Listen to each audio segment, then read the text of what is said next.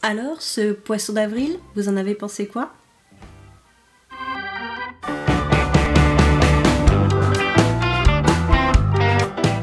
Aujourd'hui, je vais vous parler d'un livre que j'ai lu il y a longtemps, quand j'étais encore enfant. Tu veux dire il y a très longtemps alors? Et je pense qu'on ne peut plus trouver ce livre, à part peut-être d'occasion chez un bouquiniste. Il s'agit de C'est toi le détective, de Gabby Waters et Jenny Tyler, illustré par Graham Round. Ce livre contient 3 histoires. Le mystère du château de Sandragon, la malédiction de l'idole perdue et le crime de l'avion de minuit. Qui sont presque, mais pas tout à fait, des histoires dont vous êtes le héros. Faut savoir, c'en est ou pas? Disons que chaque histoire relate l'aventure d'un enfant qui se trouve dans une situation donnée et très bizarre, et qu'à chaque double page, on doit trouver comment il a fait pour s'en sortir et pour passer à l'étape suivante. Ok, donc on est un peu le héros quand même, sauf qu'on n'a pas le choix d'aller à telle ou telle page, il faut juste deviner comment le vrai héros a fait. C'est bien ça. Alors la première histoire, c'est celle d'Ivor, qui doit récupérer des documents très importants dans le château de son cousin Boris. Soir, Boris est chez lui. Il a éteint toutes les lumières. Il a son petit pantalon à pattes rouge, pompe blanche. Ce soir, attention, Boris danse. Ce soir, Boris, événement, c'est soirée disco.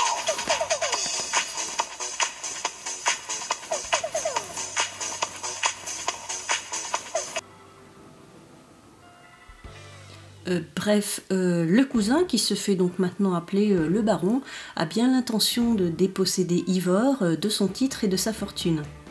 Ce dernier va donc devoir entrer dans le château de Boris de son cousin et retrouver un testament à travers des couloirs et des pièces bizarres en bravant 1000 dangers.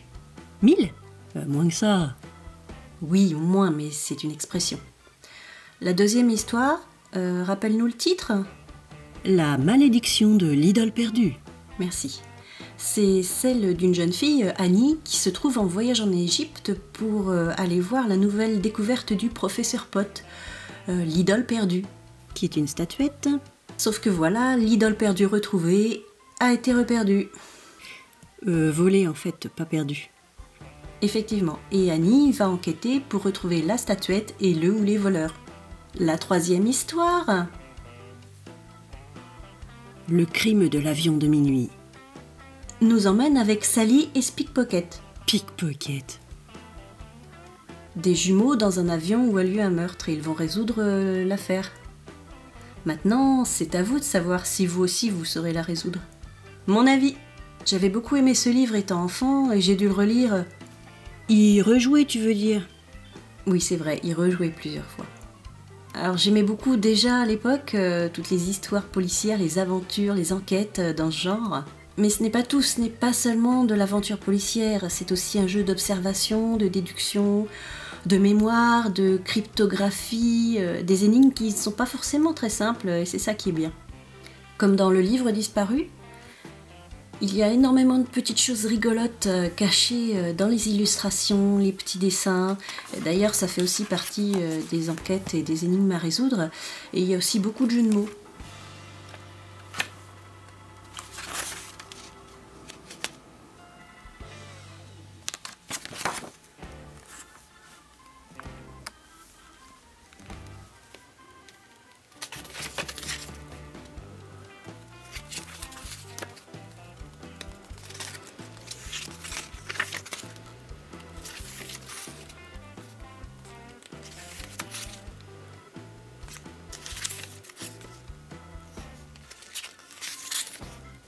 Et si vraiment on ne trouve pas, il y a des indices écrits à l'envers, un peu à la Léonard de Vinci, et à la fin de chaque histoire, il y a les solutions. Mais ça, c'est pas du jeu. Aujourd'hui, je retrouve souvent les ambiances de ce livre, vieille demeure, Égypte, meurtre en huis clos, etc. Jules Armand, le voici le clin d'œil tant attendu. Chez Agatha Christie. Par là. Et je vois donc que je n'ai pas trop changé de goût en matière de lecture. D'ailleurs, ça me rappelle aussi un petit peu les enquêtes de Mickey. Dans le journal de Mickey, le seul truc que je lisais dans la salle d'attente du dentiste, à l'époque où je touchais encore les magazines dans les salles d'attente, Où il fallait déceler le petit truc qui cloche dans la planche de BD pour résoudre l'énigme. J'avais beaucoup envie de vous parler de ce livre parce qu'il m'a beaucoup marqué étant plus jeune. il y a très